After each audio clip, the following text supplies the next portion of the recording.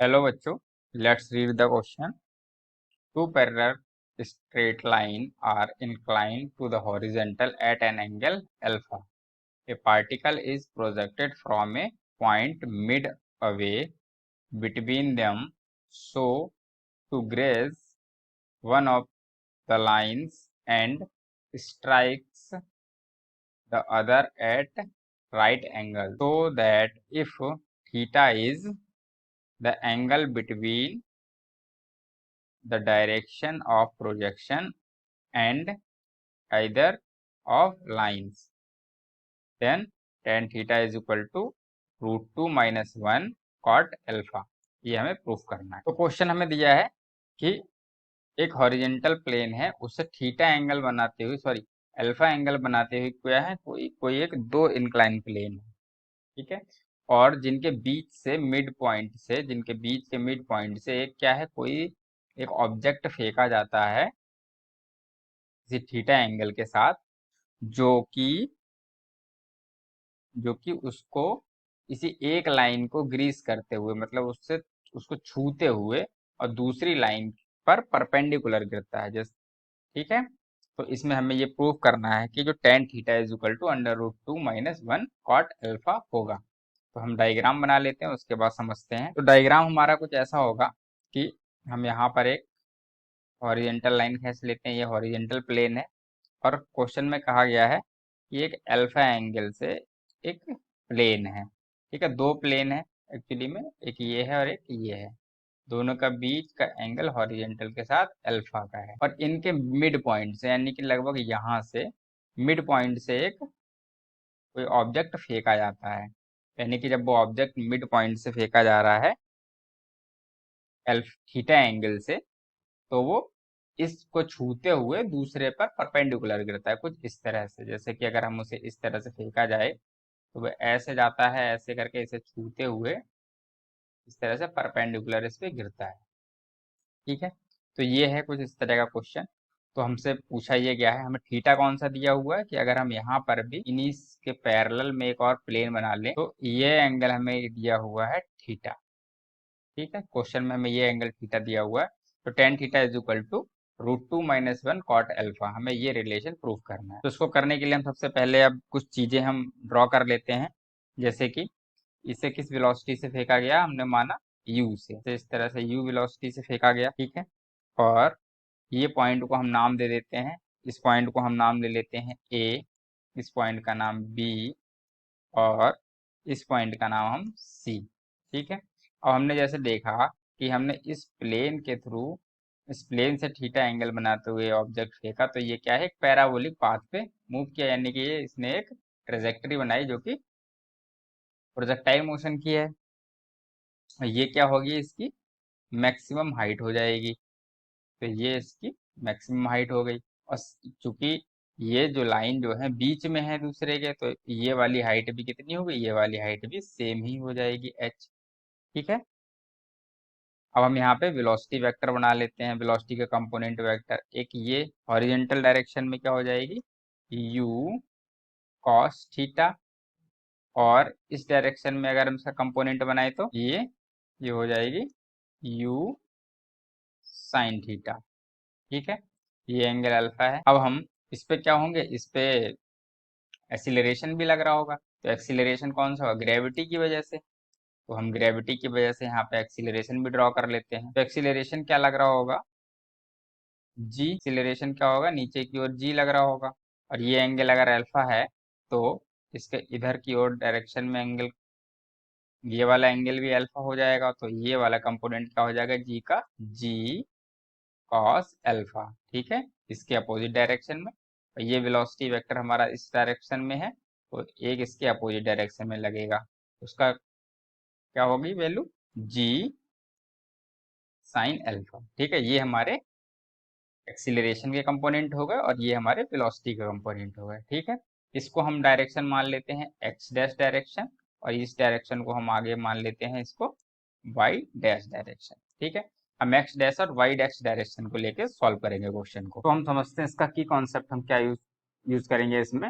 हमने अभी तक जो डायग्राम बनाते समय समझा था वो लगभग लगभग इसका हम की कॉन्सेप्ट समझ चुके हैं। चलिए हम इसका की कॉन्सेप्ट लिख लेते हैं की कॉन्सेप्ट में हमने इसमें क्या अभी बताया था डायग्राम बनाते समय कि हम इसमें इक्वेशन ऑफ मोशंस का यूज करेंगे, क्योंकि हम इसके दोनों डायरेक्शन के अपने हिसाब से जो हमने X dash Y dash direction मानी है उसके अकॉर्डिंग हम इक्वेशन ऑफ मोशंस लगाएंगे। तो हम इक्वेशन ऑफ मोशन कौन कौन सी यूज करने वाले उन्हें लिख देते हैं।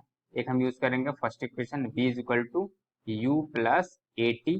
ठीक है, यहाँ पर हम ए जी के फॉर्मेट में यूज करेंगे, एक्सीलरेशन है मतलब ए का। तो सेकेंड इक्वेशन भी हम यूज करेंगे इसमें, s is equal to u t plus half a t square. And हम थर्ड इक्वेशन भी इसमें यूज करने वाले हैं, v square is equal to u square plus two a s. ठीक है, ये तीन इक्वेशन हमारी यूज में आएंगी इस क्वेश्चन को सॉल्व करने में। और इसके अलावा एक और सब की कॉन्सेप्ट जिसे हम कह सकते हैं होगा हमारा जो फॉर्मूला यूज होगा हमारा जो रूट्स निकालने के फॉर्म में, क्योंकि हमारा जो अगली इक्वेशन आने वाली है इसमें वो रूट्स की आएगी, तो हमें उसमें रूट्स निकालने होंगे। तो रूट्स निकालने के लिए जो क्वाड्रेटिक इक्वेशन के रूट्स निकालने के लिए जो धराचार्य फॉर्मूला होता है जिससे हम क्या होता है धराचार्य फॉर्मूला के नाम से जानते हैं, एक्स इज इक्वल टू क्या होता है minus b plus minus under root b square minus 4ac upon 2a। ठीक है, ये फॉर्मूला हमारा यूज होने वाला है क्वाड्रेटिक इक्वेशन के रूट्स निकालने के लिए इसमें। ठीक है, तो आगे देखते हैं क्वेश्चन सॉल्व करेंगे हम। तो हम स्टार्ट करते हैं क्वेश्चन को। अब पॉइंट ए हमने जो ये माना था पॉइंट ए से लेके पॉइंट बी तक, तो हम लेते हैं पॉइंट ए से बी तक के मोशन को कंसीडर करते हैं हम सबसे पहले। ठीक है, और इसमें हम वाई डैश डायरेक्शन में वाई डैश डायरेक्शन के लिए हम लेके सॉल्व करते हैं ए से बी तक, यानी कि पॉइंट यहाँ से लेके जब यहाँ तक जाता है ऑब्जेक्ट तो हम को इसके लिए हम इक्वेशन ऑफ मोशन लगाएंगे और सिर्फ वाई डायरेक्शन को कंसीडर करते हुए। तो वाई डायरेक्शन में वेलोसिटी यहाँ पर क्यों लगा रहे हैं ऐसा, क्योंकि हमें यहाँ पर क्लू मिला कि ये इसकी मैक्सिमम हाइट है और इसमें इसकी वेलोसिटी की डायरेक्शन सिर्फ ऐसी है, यानी कि एक्स डैश डायरेक्शन में वाई डैश डायरेक्शन में जीरो हो चुकी है, तो हम वो लगा लेते हैं। फॉर्मूला कौन सा लगा रहे हैं वो भी हम यहाँ लिख ले रहे हैं, जो हमने लगाई है v square is equal to u square plus 2as, यानी कि वाई डैश डायरेक्शन में v y dash u y dash और ए वाई डैश और एस वाई डैश। ठीक है, तो एस वाई डैश मतलब कि वाई डायरेक्शन में हाइट ये h चला है और वी वाई डैश में यहाँ इस बी पॉइंट पर जीरो है, तो हम लगाएंगे zero is equal to y dash का स्क्वायर, वाई डैश की वैल्यू कितनी है sorry u u y dash square की वैल्यू कितनी है u initial velocity in y direction u sine theta, तो हम लिखेंगे यू स्क्वायर साइन स्क्वायर। और एक्सीलरेशन क्या होगा नेगेटिव में होगा, क्यों, क्योंकि यहाँ पर जी नीचे की ओर है और वाई डैश की डायरेक्शन वेलोसिटी की डायरेक्शन वाई डैश की डायरेक्शन में है और एक्सीलरेशन की अपोजिट डायरेक्शन में, तो हो जाएगा -2। एक्सीलरेशन की वैल्यू है जी कॉस अल्फा इंटू एच। यहाँ से हम एच की वैल्यू निकाल सकते हैं। एच की वैल्यू कितनी आ रही है हमारी, एच की वैल्यू आ रही है u square sine square theta upon g 2g cos alpha. इसे हम लिख लेते हैं इक्वेशन 1। ठीक है, इसकी हमें जरूरत आगे पड़ेगी। अब हम अगला क्लू देखते हैं। अगला क्लू हमें क्या मिलेगा, अगर हम ए से सी तक का मोशन कंसीडर करें तो यहाँ पे क्या हमें दिया, ये परपेंडिकुलर गिरता है, यानी कि इसकी वेलोसिटी सिर्फ इस डायरेक्शन में होगी और एक्स डैश डायरेक्शन में जीरो होगी। तो ये अगला हम टॉपिक यहाँ से सॉल्व कर सकते हैं, अगला क्लू हमें यहाँ मिलता है। तो आगे सॉल्व करते हैं कौन से मोशन के लिए, ए से हम सी तक के लिए सॉल्व करेंगे अब। और हम जैसे हमने एक्स डायरेक्शन में किया था इस बार हम एक्स डैश डायरेक्शन के लिए सॉल्व कर लेंगे। एक्स डैश डायरेक्शन के लिए सॉल्व करेंगे तो एक्स डैश डायरेक्शन के लिए इक्वेशन हम कौन सी लगाने वाले हैं, v is equal to u plus a t वाली इक्वेशन। तो एक्स डैश डायरेक्शन में हम सी पॉइंट पर अगर देखें तो v इन एक्स डायरेक्शन मतलब कि एक्स डैश डायरेक्शन, ये भी एक्स डैश डायरेक्शन में और एक्सीलरेशन भी एक्स डैश डायरेक्शन में। तो v एक्स डैश डायरेक्शन में कितनी है, जीरो है यहाँ पर, तो वो हम लिख लेंगे zero is equal to u x dash direction में, यहाँ पे u इनिशियल वेलोसिटी, यहाँ पे कितनी है u कॉस थीटा, तो हम इसे लिखेंगे u कॉस थीटा, और एक्सीलरेशन अपोजिट डायरेक्शन में इसको तो माइनस साइन के साथ। ए की वैल्यू क्या है, जी साइन एल्फा, और टी, टी क्या है, यहाँ से यहाँ तक जाने में लगा टोटल टाइम। तो यहाँ से हम टी की वैल्यू निकाल सकते हैं। देखो टी की वैल्यू कितनी आएगी, हमारी टी की वैल्यू आ जाएगी u cos theta upon g sine alpha. ठीक है, ये हमने लिख लिया इक्वेशन 2। तो हमें टी की वैल्यू पता चल गई। अब हम एक्स डैश डायरेक्शन के लिए कर चुके हैं, अब हम इसी इक्वेशन को हम एक तीसरी इक्वेशन बनाएंगे। ए से सी के मोशन को हम वाई डैश के डायरेक्शन में सॉल्व करके, वाई डैश डायरेक्शन में इक्वेशन हम कौन सी लगाएंगे, s is equal to u t plus half a t square वाली।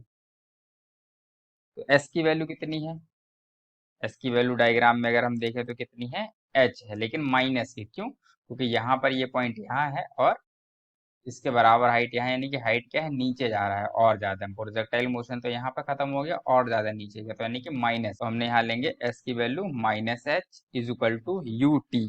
यू की वैल्यू क्या है, initial velocity in y dash direction, क्या है, यू साइन थीटा।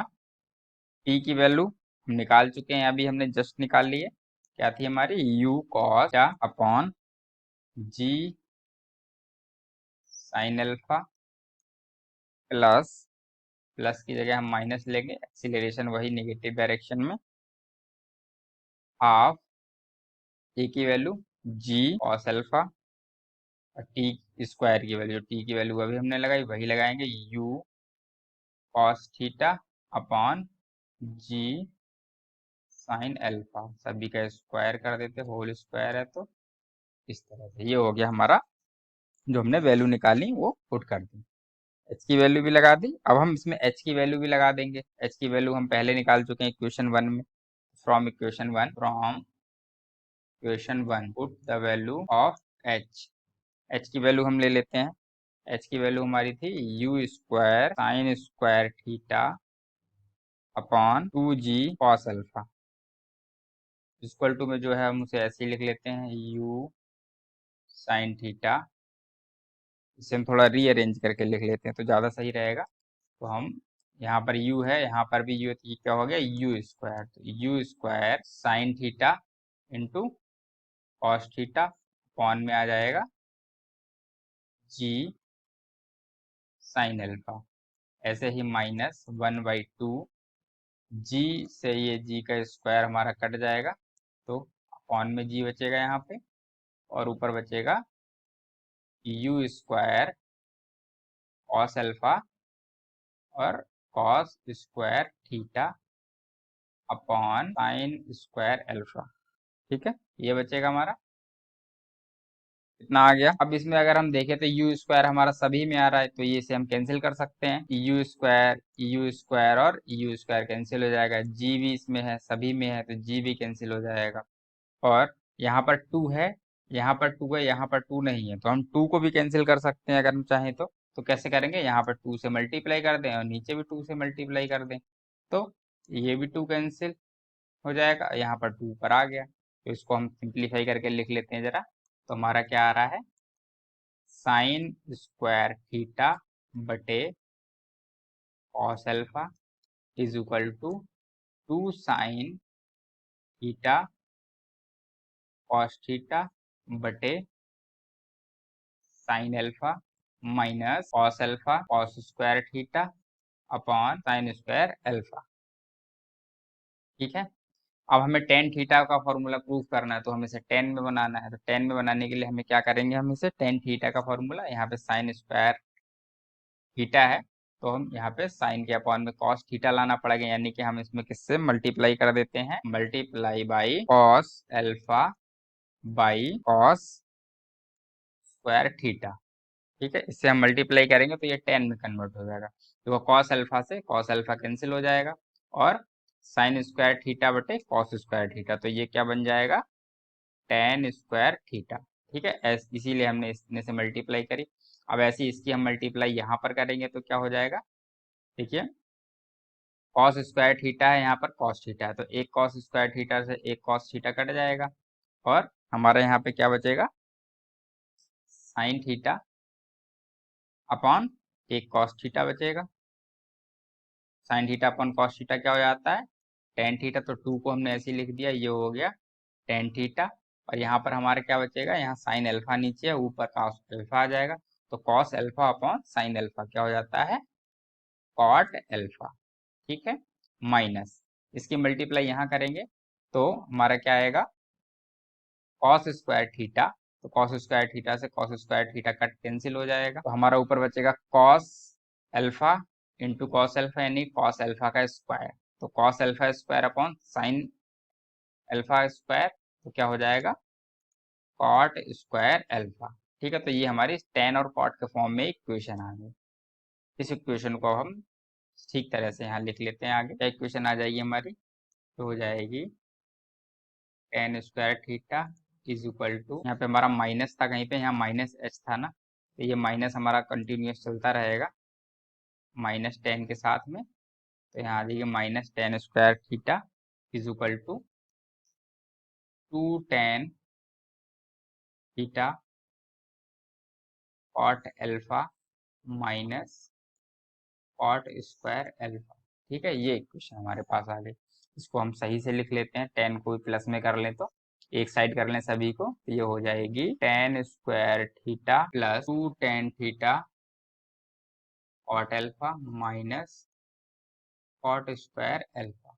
ठीक है, अब ये हमारी क्या होगी, क्वाड्रेटिक इक्वेशन होगी टेन स्क्वायर की, क्वाड्रेटिक इक्वेशन होगी टेन थीटा की। तो हम जो धराचार्य सूत्र जो होता है उससे निकालते हैं ना, उस सूत्र क्या होता है, x is equal to minus b plus minus under root b square minus four a c upon two a. ये फॉर्मूला होता है ना हमारा। इस फॉर्मूले का यूज हम इसमें करके इसके रूट की वैल्यू निकालेंगे। हम यहाँ पे निकालते हैं, एक्स की जगह पे कितना है हमारा, टेन थीटा।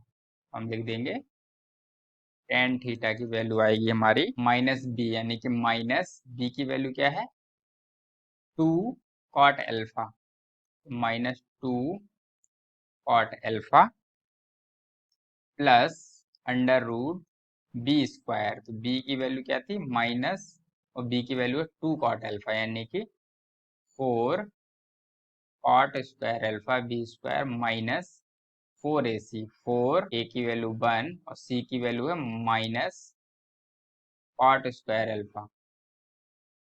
जब हम इसे सॉल्व करेंगे, इसे अपॉन में क्या लिखेंगे, टू ए की वैल्यू तो वन ही है, तो अपॉन में टू लिख देंगे। तो इक्वल टू में आ जाएगा minus two cot alpha plus under root four cot square alpha plus four cot square alpha upon, और आगे सॉल्व करेंगे तो आएगा minus two cot alpha plus two cot alpha root two upon to.